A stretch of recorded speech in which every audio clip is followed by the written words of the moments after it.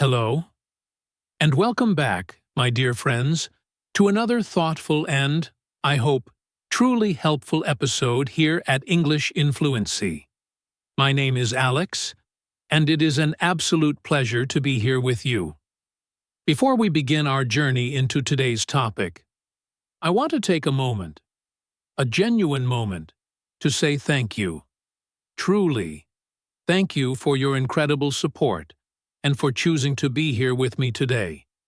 Every time you decide to press play, to lend me your ears and your attention for a little while, to listen and to reflect, and to learn alongside me, it means more to me than words can ever fully express. In a world filled with countless distractions and endless choices, you could be anywhere else, doing anything else. But you are here. Your presence tells me that you are invested in yourself, that you care about your personal growth, your learning journey, and the path you are walking. That simple fact makes this shared space, this time we have together, feel incredibly special and important. Today, I want to talk about something that connects every single one of us, a force that touches our lives regardless of who we are, where we live, or what we do. I want to talk about time. Time is one of the great mysteries of our existence. It is a constant, an unstoppable river that flows in only one direction, forward. It is something we all share, yet we can never truly hold on to it. We cannot control it. It moves ahead whether we choose to take action or choose to stand still. Time does not pause for our convenience. It does not wait for us to feel ready. And it certainly does not ask for our permission to continue its relentless march. Sometimes, time feels like a gentle and generous friend, offering us endless opportunities, fresh starts, and new chances to become the people we wish to be. But at other times, if we are not mindful, if we are not careful, it can feel like a silent thief, slipping through our fingers and stealing away the precious moments, days, and even years that we mistakenly thought we owned. Have you ever found yourself at the end of a year, looking back in astonishment and thinking, "Wow, where did that time go? That entire year went by so fast." Perhaps at the beginning of those 12 months, you made a promise to yourself. Maybe you promised you would finally start a regular exercise routine to take better care of your body. Or perhaps you told yourself, with sincere intention, that this would be the year you practiced your English every single day. And then, in what feels like the blink of an eye, a whole year has passed. And when you look closely, you realize that nothing of significance has really changed. The gym membership was never used, and the English books remain unopened on the shelf. I remember a conversation I had a while ago with my friend Jessica. For as long as I can remember, she has talked with such passion about learning to play the guitar. Every time our group of friends would get together, I would ask her about it, and she would always get this dreamy look in her eyes, a warm smile spreading across her face. She would say, "Oh, absolutely. One day, I'll start learning one day, maybe when my job gets a little less stressful, maybe when life finally slows down a bit." But here is the simple, unchangeable truth. Life never really slowed down for her. Her work remained just as demanding. Her responsibilities as a mother and a partner continued to grow. And the weeks quietly and steadily turned into months, and the months have now melted into years. Today, when she looks back, a shadow of sadness sometimes crosses her face. She wonders aloud, if I had just started learning back then, even just for 10 minutes a day, I could be playing my favorite songs by now. I could be that person today. That is the strange and powerful nature of time. It passes anyway. It doesn't care about our excuses or our intentions. It simply moves on. And the only real question we have to answer is this: what will we do while it's passing? I invite you to think about your own life for a moment. 1 year from this very day will arrive, whether you decide to take action on your dreams or not. It is an absolute certainty. Now, try to imagine yourself in that future, exactly 1 year from today. Picture it clearly. Will that future version of you be filled with gratitude, thankful that you started something important today, even if that start was small and imperfect? Or will that future you be filled with a quiet ache of regret, wishing, just wishing, that you had taken that crucial first step a year ago? This is precisely why our topic today is so profoundly important. Time will pass anyway. Do the thing. Start the project. Learn the language. Because the weight of regret is so much heavier than the sting of failure. So, as we move through our conversation in this episode, I want you to hold that picture firmly in your mind. The picture of yourself 1 year from now. What will you thank your present self for starting today? Because time, my friends, will not wait for you. And so, neither should we. You know, one of the most common and relatable sentiments I hear from people, regardless of what they're dreaming about, is this: I'll start when the time is right. It doesn't matter if they are talking about learning a new language like English, launching a small business from their home, or even making a fundamental change in their health and wellness. The logic seems sound, doesn't it? It feels reasonable, responsible even. We all desire the perfect set of conditions to begin something new. We imagine a future where we have more free time, an abundance of energy, unwavering motivation, and perhaps a little extra money in the bank to make things easier. We build this ideal scenario in our minds, a perfectly prepared stage upon which we will finally make our grand entrance. But here is the hard, unvarnished reality. That perfect moment almost never arrives. Life, in its beautiful and chaotic nature, does not suddenly halt its motion and roll out a red carpet for us to begin our new venture. It just keeps moving forward, relentlessly, day after day, week after week, whether we choose to act or remain frozen in our waiting. This reminds me of a man named Arthur I once read about. His story stayed with me. All his life, Arthur dreamed of traveling through South America and learning Spanish. As a young man, he loved looking at maps and reading travel books. But as he grew up, life happened.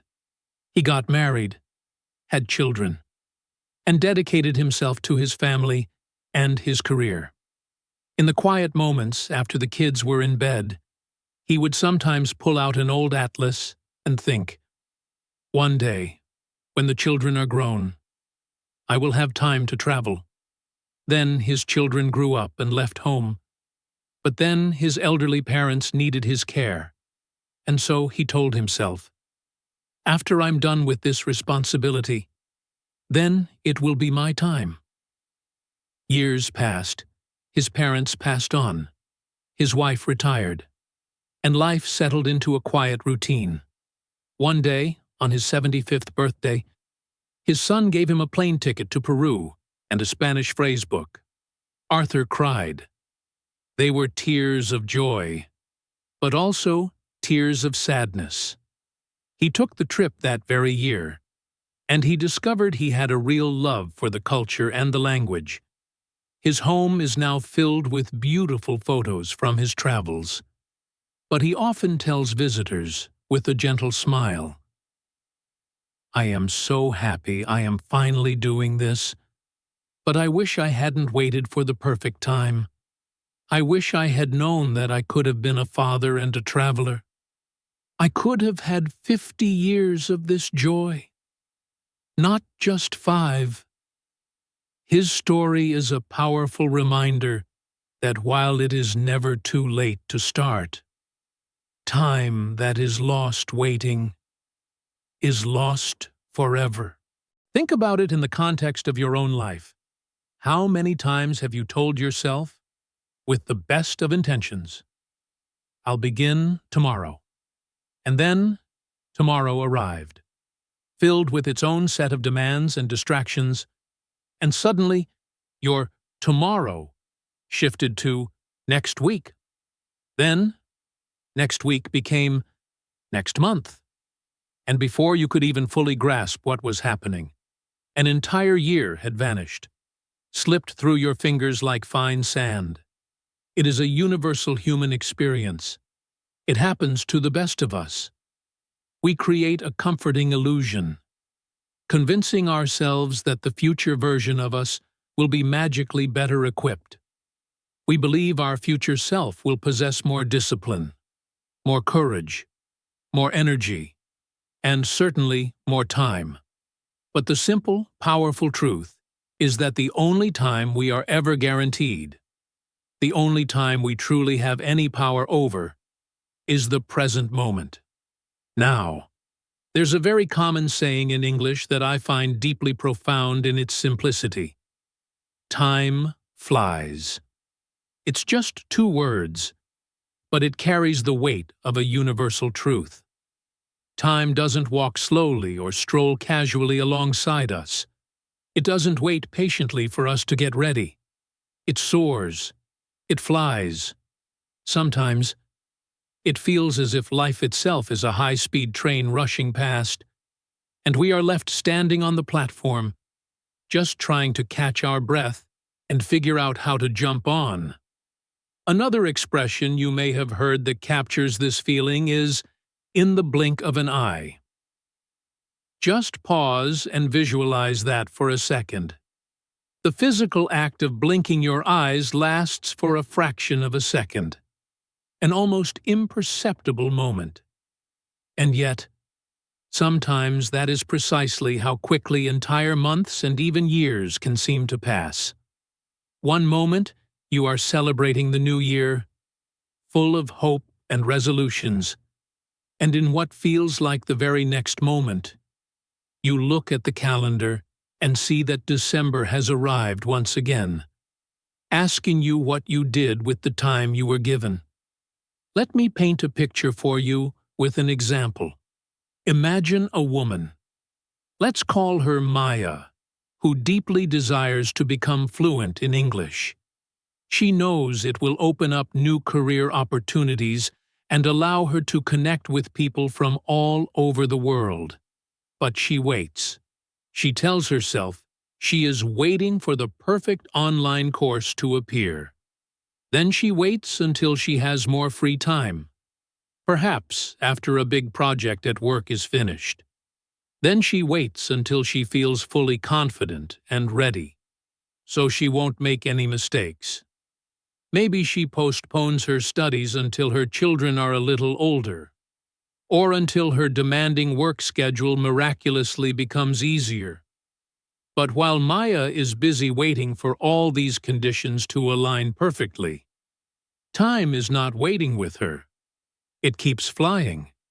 And a year later, she finds herself in the exact same place, with the same desire, but now with an added layer of frustration, because she is acutely aware of how much precious time has slipped away forever. Now, let's compare her story with that of another person. Let's call him Ethan. Ethan also wants to learn English, but he doesn't wait for perfection. He just starts. His beginning is messy. It's imperfect. He can only commit to 10 minutes a day. squeezed in during his commute on the bus. He listens to a short podcast. His grammar is not perfect when he tries to speak, and his pronunciation is a bit awkward. But he starts. He shows up for those 10 minutes every single day. That same person, 1 year later, will look back in absolute amazement at how far he has come. He will be having simple conversations, understanding movies, and feeling a growing sense of confidence. The fundamental difference between Maya and Ethan is not their intelligence or their natural talent for languages. It is simply in their approach to action. One chose to begin, however imperfectly, while the other chose to wait for an ideal that never came. I think deep down, we all secretly hope that life will send us a clear, unmistakable signal. We wait for a perfect green light, a sign from the universe telling us, now you are ready. Now you should begin. But life rarely, if ever, works that way. There is almost never a perfect time to start anything meaningful or worthwhile. If you are waiting for your life to become less busy, less complicated, or less demanding, you might find yourself waiting for the rest of your life. That is why it is so critically important to remember this one truth. While we hesitate, time does not. It does not press a pause button for us to catch our breath and make up our minds. The clock keeps ticking, steady, relentless, and completely unstoppable, like the constant, rhythmic hands of a clock. It moves forward, second by second, minute by minute, with or without our participation. When I look back at my own life, I can see with painful clarity the moments where I waited too long. I can pinpoint the opportunities I lost, not because of external circumstances, but because I was waiting for that magical right moment to act. And I'm sure you've had that experience too. That feeling of looking back and realizing you missed a chance, because you were paralyzed by the need for everything to be perfect first. And yet, I have also experienced the incredible power of the opposite. I have seen moments when I just jumped in, even though I felt completely unprepared and terrified. And somehow, things worked out. More than that, they worked out because I started. It's almost as if action itself creates the very conditions we were waiting for. It is as if the universe rewards movement and momentum. So here is the question I want to leave with you as we ponder this idea. What are you waiting for right now? Are you telling yourself that you will start studying English more seriously next month? Are you thinking that you'll finally take that chance? Write that book you dream about, or apply for that job you really want, but only after something else happens first? What if that something else never comes? What if a year from today, you look back and realize that you are still in the exact same spot, still waiting? Remember, time will pass anyway. That is the immense, undeniable weight of time. It feels heavy, because it refuses to stop for anyone. It flies. It slips through our fingers like water. It disappears in the blink of an eye. And the only way we can ever hope to lighten that weight is by using the time we have, by using it well, by starting now, in this imperfect moment, instead of waiting for a tomorrow that might never feel perfect enough. When we talk about the relationship between time and action, there is one unavoidable truth that we must confront. Sometimes, when you finally gather the courage to take action, you fail.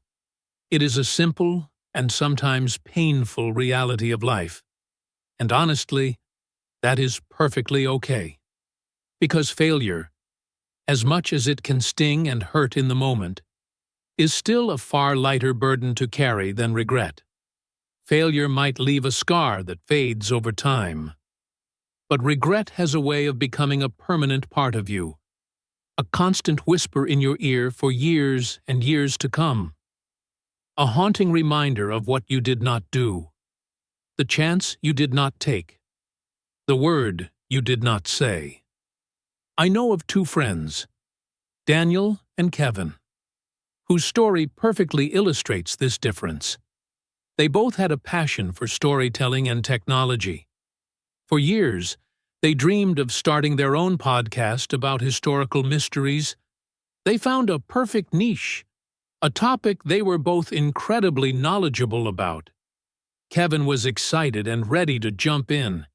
He spent his evenings researching microphones, learning about audio editing, and brainstorming episode ideas. Daniel, on the other hand, was much more cautious.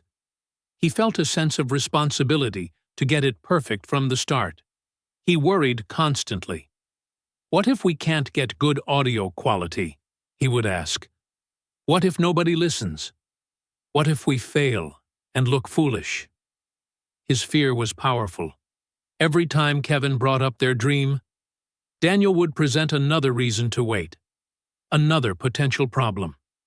Eventually, worn down by his friend's anxiety, Kevin reluctantly agreed to put their dream on hold. They decided to wait until they could afford professional equipment, until they had more time to research. A year later, another group launched a podcast on that very same topic. It was almost exactly like the one Daniel and Kevin had dreamed of, and it became a huge success, with a large and dedicated audience. Today, Kevin has moved on.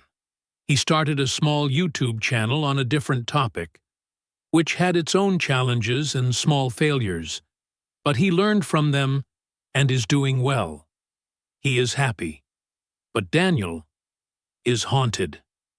Every time he sees that other podcast trending on the charts, a deep, painful feeling of regret washes over him. He listens to their episodes and all he can think is, "That could have been us. What if I had just been a little braver?" He didn't experience the sting of a failed podcast, but he lives every day with the heavy, permanent weight of regret. Kevin experienced small failures and grew. Daniel avoided failure and is now trapped by regret. That story clearly shows the danger of inaction. Failure, at the very least, provides clarity. You tried. You received your answer. You can now move forward with your life. Regret, on the other hand, keeps you stuck in the past, forcing you to replay imaginary scenarios over and over again. Scenarios that never even happened. There's a powerful saying in English that I believe captures this idea perfectly. Failure is not the opposite of success.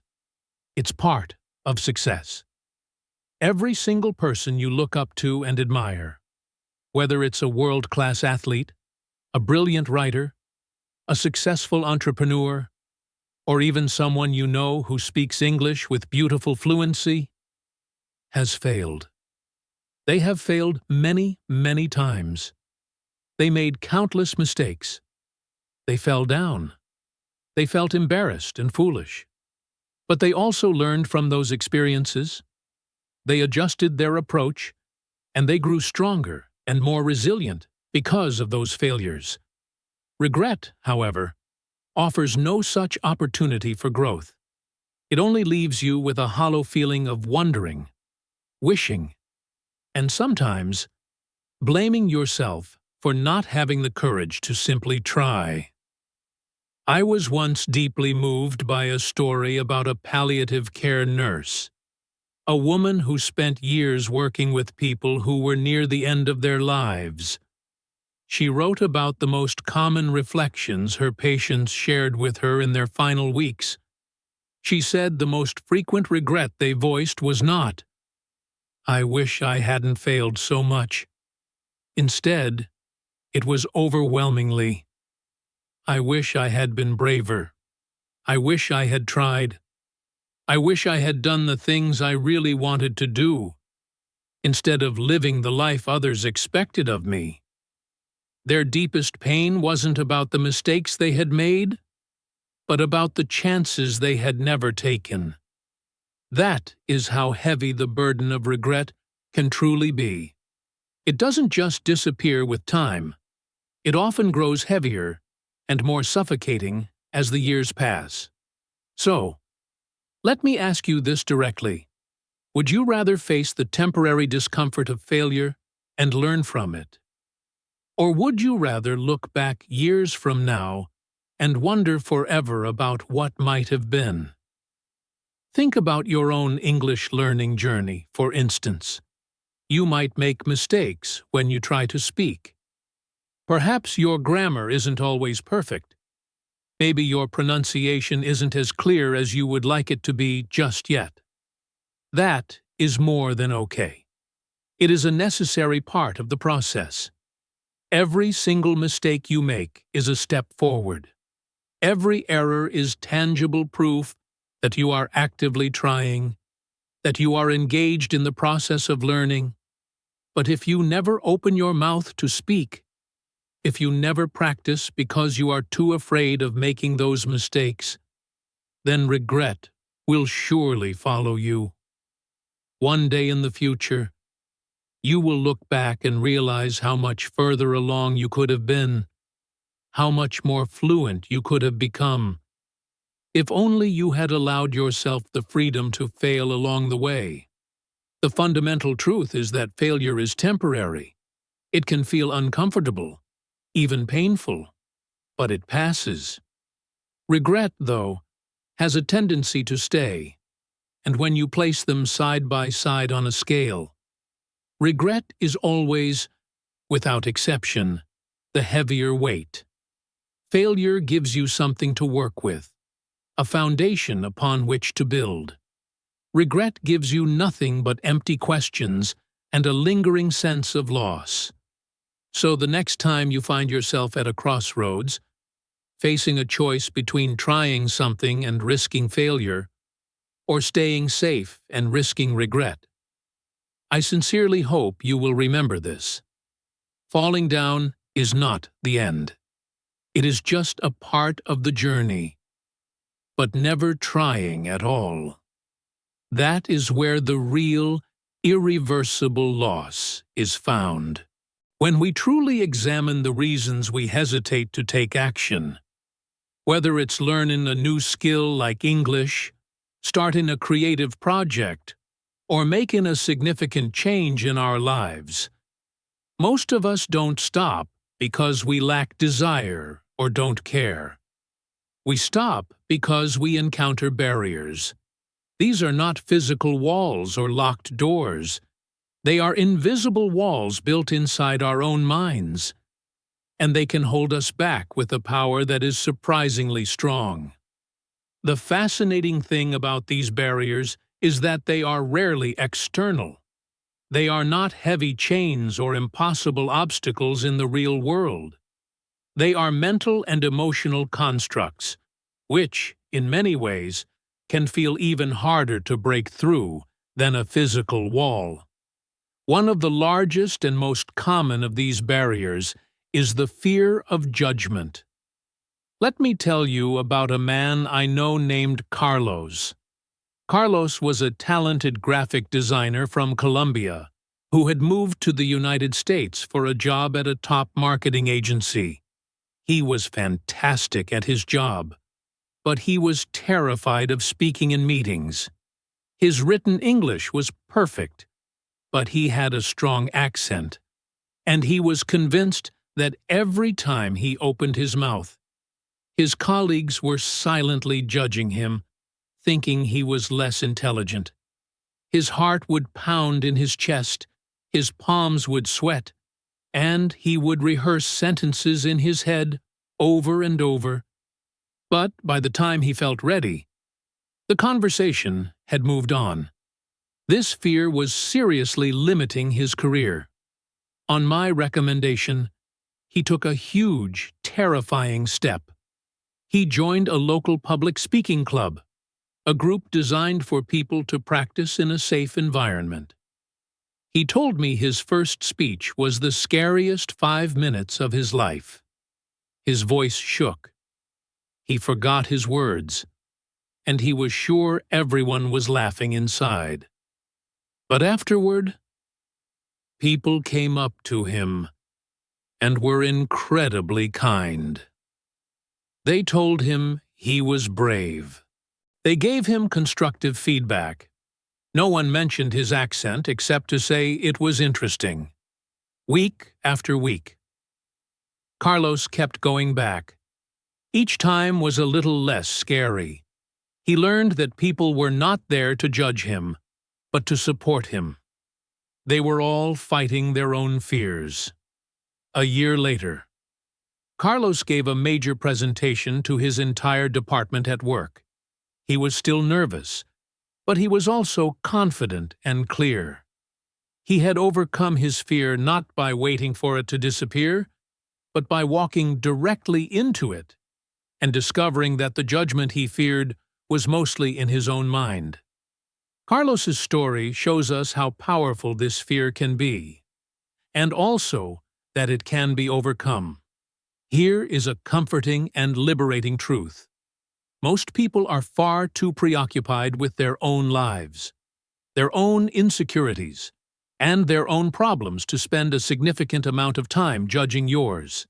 And yet, this fear persists, keeping us silent, keeping us frozen in place, forever wishing we had possessed just a little more bravery. Another formidable barrier is self-doubt. This is that small, insidious voice in the back of your head that whispers negative and limiting beliefs. It's the voice that says, "You're not good enough to do this. Who are you to even think you can try this? You're going to fail."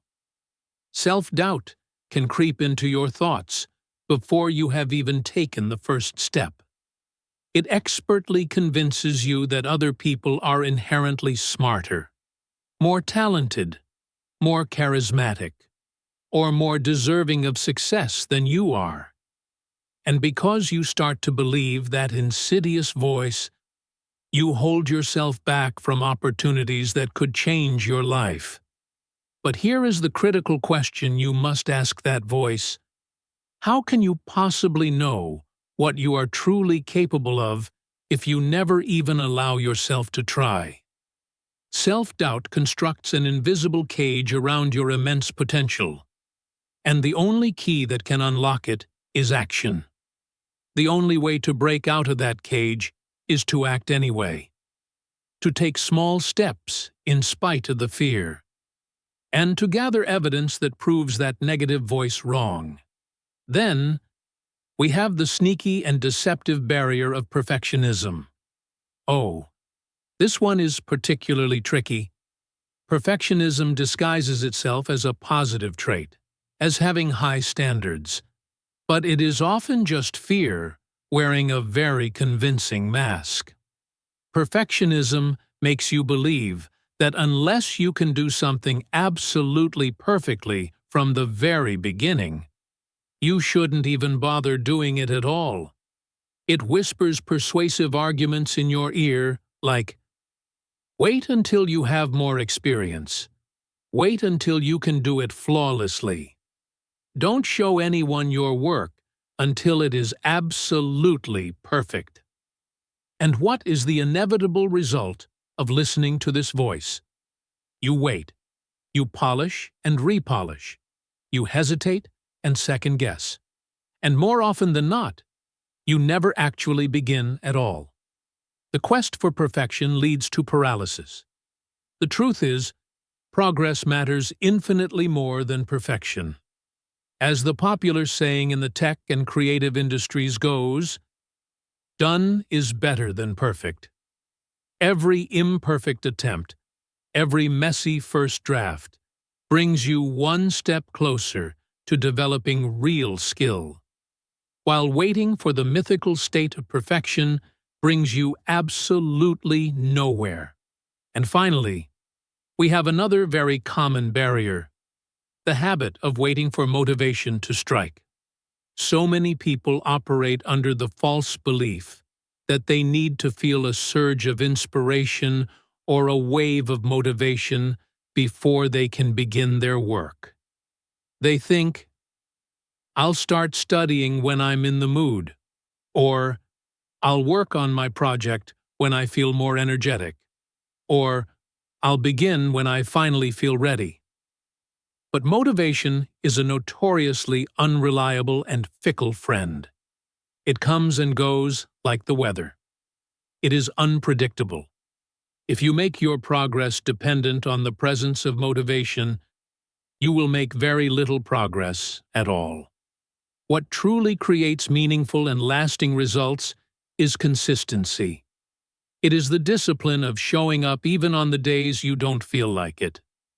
Ironically, motivation is often the child of action, not the parent. Once you start doing something, even for just a few minutes, you often begin to feel motivated to continue. The momentum builds upon itself. But countless people spend their lives waiting, hoping that motivation will one day strike them like a bolt of lightning from a clear blue sky. And in the meantime, precious time keeps slipping away. Lost forever. Now, I want to ask you something directly and personally. What is it that stops you from starting? Is it the fear of what others might think? Is it that nagging voice of self-doubt? Is it the perfectionist in your head demanding an impossible standard? Or is it the comfortable habit of waiting for motivation to arrive? Be truly honest with yourself for a quiet moment. Think about something you have wanted to do for a very long time, but have not yet begun. Can you identify the specific barrier that is standing in your way?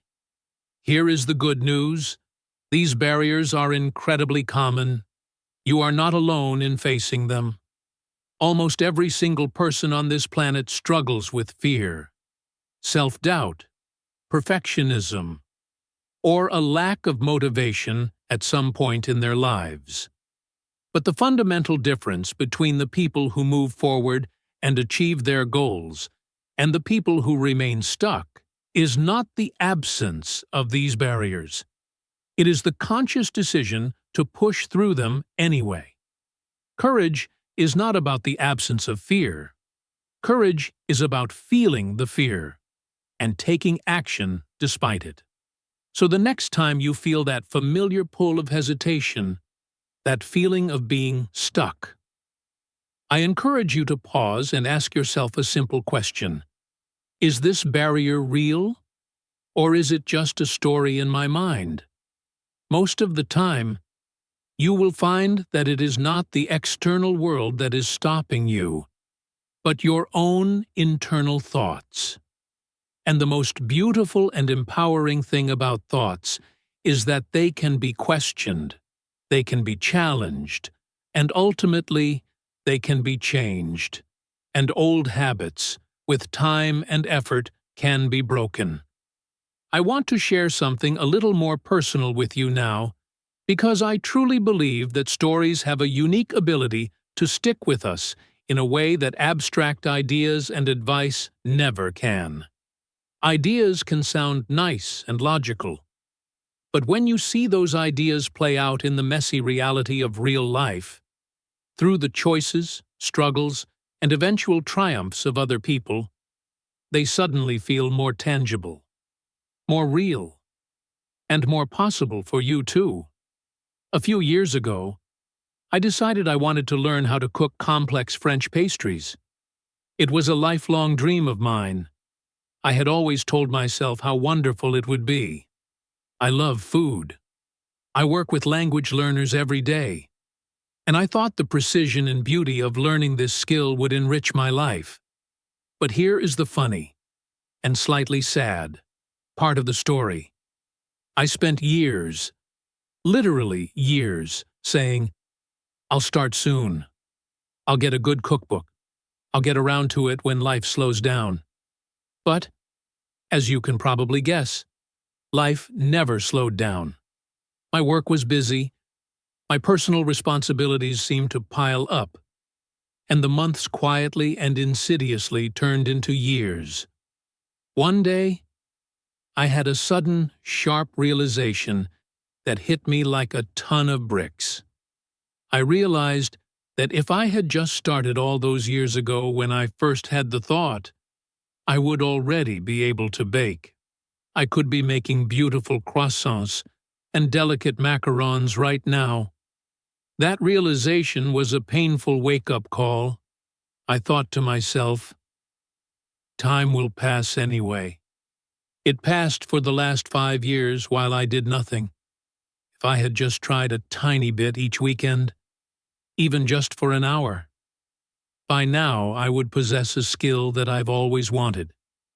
That was the moment I stopped waiting for the perfect time. I went online, found a few beginner recipes, bought the basic ingredients, and made a firm commitment to myself to try baking every single weekend, even if it was only for a small amount of time. And I have to be honest with you, those first few weeks and months were incredibly messy and humbling. My croissants were dense and heavy. My soufflés collapsed into sad puddles. I kept burning things, and I felt like a small child starting from absolute zero again. It was frustrating, but little by little, weekend by weekend, I started to improve. The most amazing part of the journey was not just learning to bake itself, but the profound realization that the simple act of starting, of taking imperfect action, was infinitely more powerful than all the years I had spent passively waiting for some magical, perfect moment to arrive. And this principle doesn't only apply to personal hobbies like learning to bake. There is another story, a very inspiring one, that you might not know. It's the story of Vera Wang, the famous fashion designer. What's so incredible about her story is not just the phenomenal success she eventually achieved, but the age at which she started. Vera Wang was a competitive figure skater, and then a journalist for many years. She didn't launch her own bridal fashion brand until she was 40 years old. By all conventional measures, it was late to start a completely new career. Most people in her situation would have said, "It's too risky. I have no experience. My time has passed." But she didn't believe that. Instead, she took her passion for design, and she started. She had to learn the business from the ground up. She faced many challenges and setbacks, but she didn't give up. Eventually, her unique vision grew into one of the most respected and successful fashion empires in the entire world. Imagine if she had said, "I'm too old. I missed my chance. It's too late to try." The world would be a little less beautiful. These examples, mine on a small scale and hers on a massive one, remind us that action beats waiting every single time. It doesn't matter if you are young, middle-aged, or in your golden years. It makes no difference.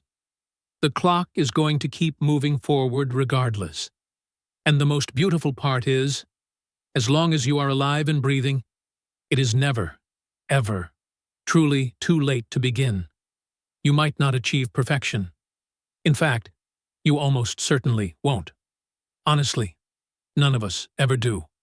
But you will achieve progress, and progress, built one small step at a time, can completely and utterly transform your life. I sometimes ask myself a powerful question. 10 years from now, What will I wish I had started today? It's a sobering question, because it forces me to look into the future and realize that my future self is entirely dependent on the choices and actions I take right now, in this present moment. Will I give that future self the incredible gift of action, or will I burden him with the heavy weight of regret? That is a question worth asking yourself too. So, maybe for you, the thing you are waiting on is your English. Maybe you have been thinking about speaking more, but you are held back by the fear of making mistakes. Or maybe you have been planning to take that proficiency test, apply for that international job, or move to another country. But you keep telling yourself you are waiting for the perfect moment. Let these stories serve as a gentle but firm reminder. There is no such thing as perfect timing. There is only today. If Vera Wang could start a new career at 40, if I could finally begin learning to bake after years of empty wishing, then you, right where you are, with whatever you have, can start too. Because action, even the smallest, most insignificant seeming action, is always better than standing still. One of the most profound and life-altering shifts we can make in our mindset is learning to truly value progress over perfection. The idea of perfection is incredibly seductive. It sounds so attractive. It promises something flawless, something beautiful, something entirely without mistakes or blemishes. But perfection is also a trap. It is an illusion. It is a constantly moving target, always just beyond our reach. And while we are busy chasing this unattainable ideal, we often forget the most important thing: to simply start. That is why there is a popular and very wise saying, particularly in creative and entrepreneurial circles: done is better than perfect. This is because done means you actually did something. You tried. You created something. You learned something in the process. Perfect, on the other hand, often means you never finished your project. Or even worse, you never even began. Think about it in this simple, universal way. When a baby is learning to walk, nobody in the world expects them to be perfect. They stumble. They fall over. They wobble on their unsteady little legs. But every single step they take, no matter how clumsy or awkward it may be, is progress. And eventually, over time, those shaky first steps transform into confident walking, and later, still, into joyful running. Now, just imagine for a moment if a baby adopted a perfectionist mindset. Imagine if a baby thought to itself, "I will not even try to stand until I am certain I can run a perfect marathon." It sounds utterly ridiculous when we frame it that way, doesn't it? That baby would never learn to move at all.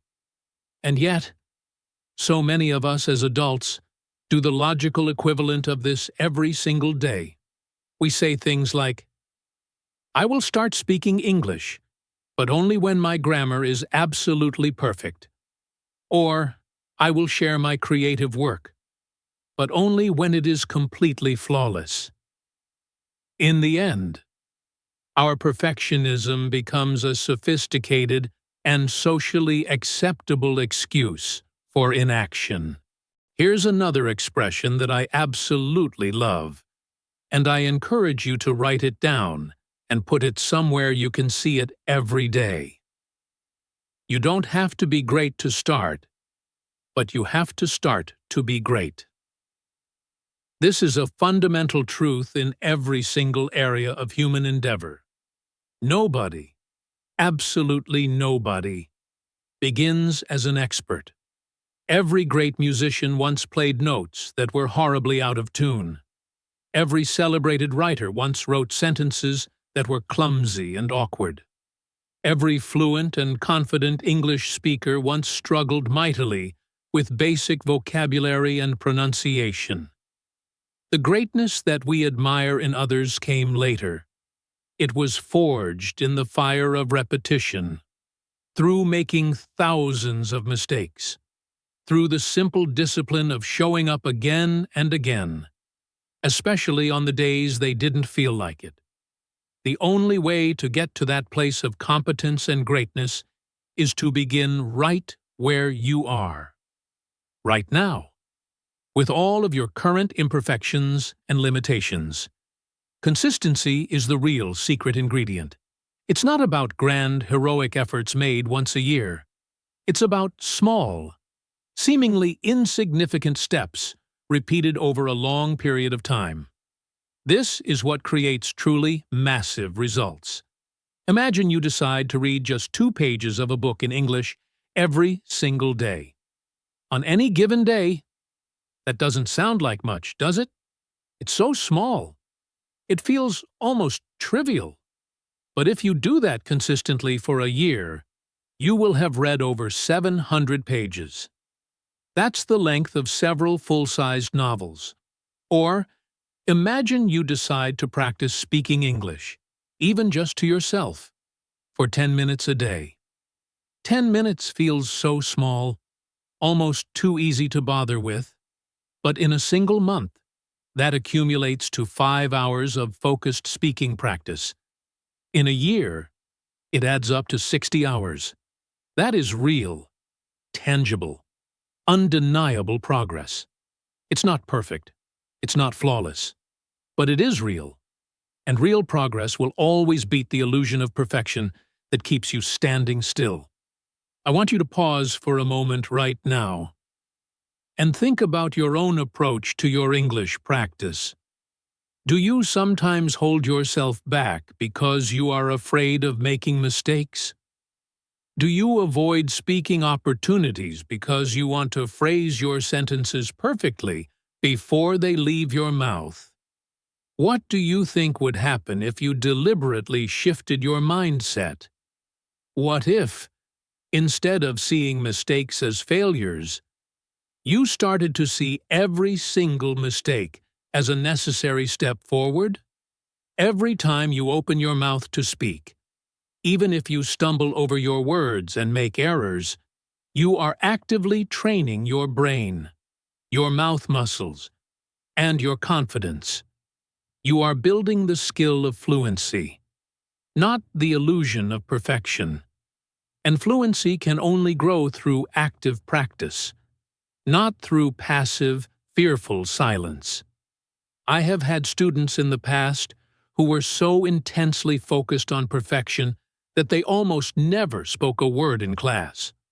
On paper, they could write beautiful, grammatically perfect sentences, but when it came to a real, spontaneous conversation, they would freeze, terrified of making a mistake. And then, I have had other students who made mistake after mistake, who would laugh at themselves when they said something funny, and who just kept trying anyway. Which group do you think improved their speaking skills faster? It was always the second group. It was the ones who were willing to take action, the ones who focused on progress, not perfection. They were willing to sound imperfect today, so that they could sound better and more fluent tomorrow. That is the crucial mindset shift that we all need to embrace. So here is the challenge for you today. Instead of asking yourself, "Is this perfect?" I want you to start asking a different, more powerful question. Am I moving forward? Perfection is a finish line that doesn't actually exist. It's a mirage in the desert that will keep you chasing it forever. Progress, however, is the real path that keeps you going, that keeps you learning, that keeps you growing. One step at a time, one attempt after another, one small daily action after another, progress adds up. And before you know it, you will look back and be absolutely astonished at how far you have come. Please, remember these words. Done is better than perfect. You don't have to be great to start, but you have to start to be great. Let those simple but profound words become your guide, not just on your English learning journey, but in anything in your life that you have been waiting to do. Start small, stay consistent, and trust that progress, not perfection, is what will ultimately lead you to the growth you seek. We have journeyed through quite a few ideas together today. We have talked about how time is a relentless river, always moving forward whether we choose to act or not, and how quickly it can fly by, disappearing in what feels like the blink of an eye. We have carefully considered the heavy weight of regret and compared it to the much lighter sting of failure, concluding that taking small, imperfect steps today is always a better choice than waiting for a perfect moment that may never arrive. We've taken an honest look at the common internal barriers that so often hold us back. Things like the fear of judgment from others, the nagging voice of self-doubt, the paralysis of perfectionism, and the unreliable habit of waiting for motivation to strike. And we have seen that simply acknowledging these barriers, giving them a name, is the very first step toward dismantling them. Most importantly, we have explored the powerful and liberating idea that progress matters far more than perfection. We've embraced the concept that done is always better than perfect, and that you do not have to be great to start, but you absolutely must start in order to become great. Now, I want to gently turn the focus inward, toward you. This is a quiet moment for you to pause, to breathe, and to ask yourself some important, honest questions.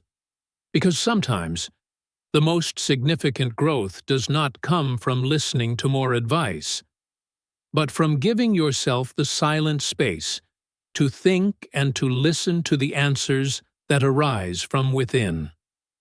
Let's begin with a simple but incredibly powerful question. If you started today, right now, where could you be in 1 year? I invite you to close your eyes for just a second, if you can, and genuinely imagine it. Think about your English learning journey, or any other dream that you have been holding close to your heart. Perhaps it is the goal of passing a specific exam that will open new doors for you. Maybe it's the dream of being able to speak confidently and naturally with people from different cultures. Perhaps it is starting a small creative project you have been putting off for far too long.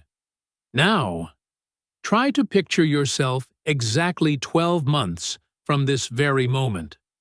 See the details. Feel the emotions.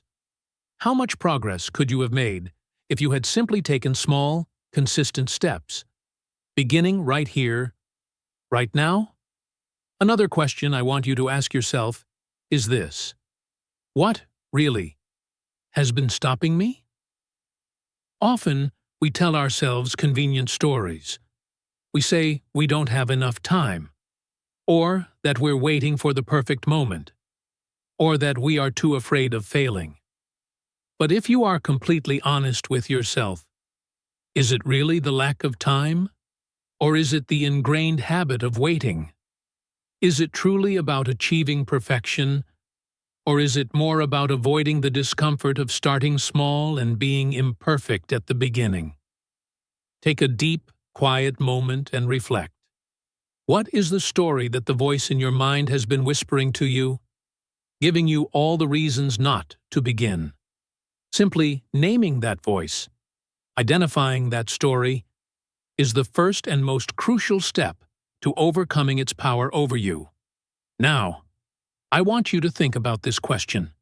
If not now, when? Life doesn't wait for us. Time doesn't stop for us. As we've said before, it moves on like a river that never, ever pauses. 1 year from today, you will arrive at a destination. That is a certainty. The only question is, will you arrive closer to your most cherished goals? Or will you still be standing in the very same place, filled with the same wishes, wishing you had started a year ago? This moment of reflection is not intended to create feelings of guilt or shame. It is about fostering awareness. It is about being awake enough in your own life to see clearly where you are, and being brave enough to decide to take the next small step forward. I also want you to reflect on the difference between how you feel when you try something versus how you feel when you delay. Think back to a time in your life when you pushed yourself to take action, even though you felt nervous or scared. How did you feel afterwards? Most likely, you felt a sense of empowerment, a feeling of being lighter, prouder, and more capable. Now, compare that to the feeling of holding back, of telling yourself, maybe I'll do it tomorrow. That feeling often stays with you, a heavy weight on your chest, a quiet drain on your energy. So ask yourself, which feeling do I want more of in my life? Do I want the vibrant energy of trying, or the heavy weight of regret? Finally, let me leave you with one more thought to reflect on. What is one small, incredibly simple thing I can do today? It does not have to be a big, dramatic gesture. It doesn't have to be life-changing in a single day. Maybe it is simply practicing your English for 10 minutes. Maybe it is writing one single paragraph in your journal. Maybe it is just sending a short message to a friend in English. Whatever it is, let it be small, but let it be real. Because reflection without any corresponding action is just a form of daydreaming. But reflection that is followed by even the smallest, most insignificant seeming action, that is the true beginning of real and lasting change. Take a deep breath right now. Let these questions sit with you. Let your mind wander through them. And please, don't rush to find all the answers right away. Sometimes, the most powerful answers come to us slowly and quietly, like a tiny seed that, with time and patience, grows into a mighty tree. The key is to let these questions sink into your heart, and to allow yourself the grace to be completely honest with the answers that emerge. This time of reflection is a precious gift you are giving to yourself. Please, use it well. Taking that very first step is often the hardest, most challenging part of any meaningful journey. So many people sit with their dreams, their goals, and their ambitions tucked away safely in their minds, and they tell themselves a comforting story. I will start tomorrow, or I will begin when I finally feel ready. But the profound truth of the matter is that there is no such thing as a perfect time to begin. Waiting for the right moment is usually just a clever and socially acceptable form of delaying your own progress. The real secret to growth, to change, and to transformation lies in a simple act of courage. The courage to take one small step today. It doesn't have to be a giant leap. It doesn't have to be flashy or impressive to anyone else. And it most certainly does not have to be perfect. What matters more than anything else is that you start. Because once you take that first step, you create momentum. And with momentum, things that once seemed impossible begin to look not only possible, but probable. There's a wonderful story about a man named Greg who wanted to improve his health. He was overweight and felt tired all the time. The idea of going to a gym was completely overwhelming. He imagined muscular people watching him, not knowing how to use the complicated machines, and feeling embarrassed. The goal of getting fit felt like a huge, unclimbable mountain. So he did nothing for years. One day, after listening to a podcast much like this one, he decided to try a different approach. He would take the smallest possible first step. His step was this: every evening after dinner, he would simply put on his walking shoes and walk to the end of his street and back. That's it. It took less than 5 minutes. It seemed almost pointless, but it was so small that he had no excuse not to do it. He did it the first day, and the second. After a week, he thought, well, maybe I'll walk around the block instead. So he did. That tiny habit slowly grew. The walk around the block turned into a walk around 2 blocks. Eventually, that walk turned into a slow jog. Because he was moving his body more, he started to naturally want healthier food. 2 years later, Greg had lost over 50 pounds and had completed his first 5K race. It all started not with a dramatic decision to change his whole life, but with one ridiculously small step: walking to the end of the street.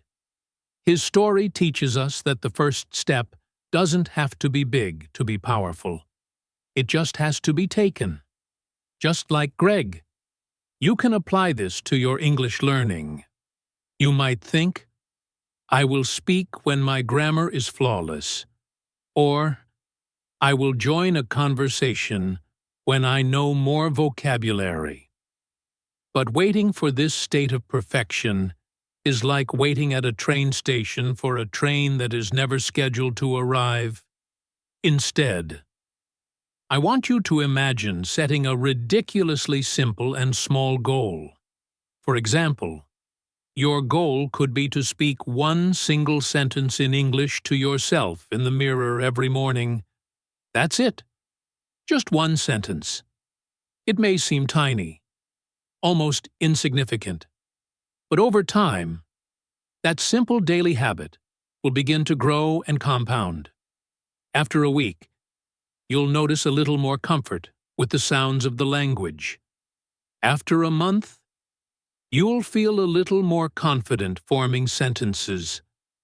After a year, you will look back in amazement and realize just how far you have come. All because of that one small, brave step you took each day. Taking the first step also means being willing to embrace risk, even when it feels deeply uncomfortable. When you start speaking English, you might stumble over your words. You might mispronounce something. You might forget a crucial piece of vocabulary right in the middle of a sentence. And that is perfectly okay. In fact, it is necessary. Every mistake you make becomes a valuable lesson that pushes you forward on your journey. Think of the powerful phrase, fall forward, not backward. Falling forward means that even when you stumble, you are still moving in the right direction. Every single attempt, successful or not, brings growth, while waiting and doing nothing brings only the hollow ache of regret. This is true not just in the realm of English learning, but in every dream you hold in your heart. If you want to start a business, write a book, or learn a new skill, the first imperfect step you take will teach you more than months or even years of passively waiting for a state of perfection that will never come. So I ask you again, what is one step you can take today, right now, toward your dream? Maybe it is as simple as taking out a piece of paper and writing down your goals clearly for the first time. Maybe it is taking out your phone and recording yourself speaking in English for just 2 minutes. Maybe it is reaching out to a friend or a language partner and scheduling a time to practice a conversation. Whatever it is, please do not overthink it. And do not wait for it to be perfect. Just take the step. However small and insignificant it may seem to you in this moment, remember, real, lasting progress is built from the bricks of consistency, not from the fleeting dream of perfection. At the very heart of all great achievement lies a simple act of bravery.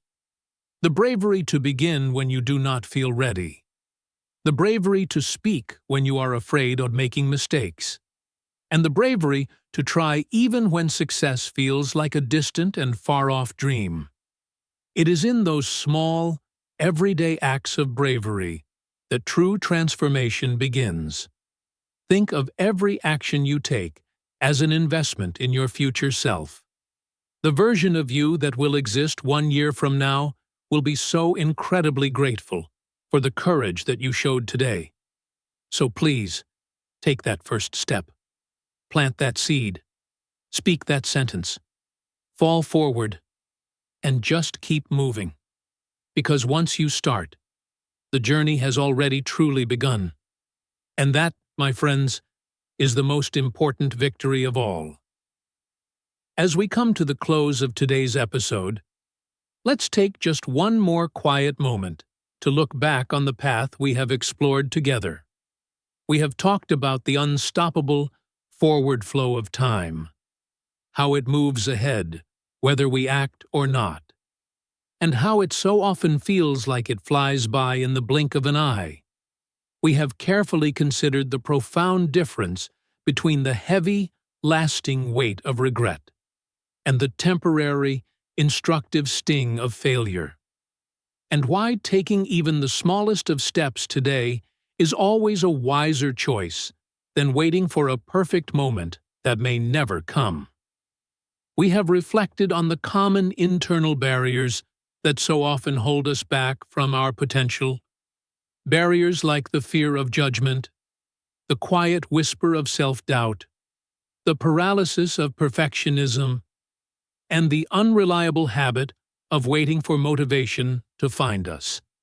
And we have seen that simply recognizing and naming these barriers is the essential first step to breaking through them.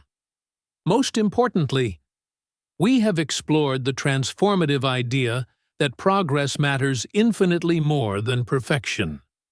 We've learned that done is always better than perfect, and that you do not have to be great to start, but you absolutely must start if you ever hope to become great. I want to thank you, from the very bottom of my heart, for spending this time with me today. Your dedication to showing up, to listening, to reflecting, and to growing means so much more than you know. It is not always an easy thing to do, to face the challenges of learning and self-improvement with honesty and courage. And yet, here you are, showing up for yourself. Thank you for being a part of this journey, and thank you for trusting me to be your guide as we navigate these important thoughts together. Every moment you spend learning, every word you practice, and every reflection you take seriously is a meaningful step forward. And I am genuinely and sincerely proud of you for that effort. Before we finish, I want to leave you with one final thought, one final challenge, if you will. I want you to think about everything that we have discussed today and ask yourself this simple, action-oriented question. What is the one thing I will start today? It could be speaking one single sentence in English aloud. It could be writing one short paragraph in a notebook. It could be finally sending an email that you have been delaying for weeks.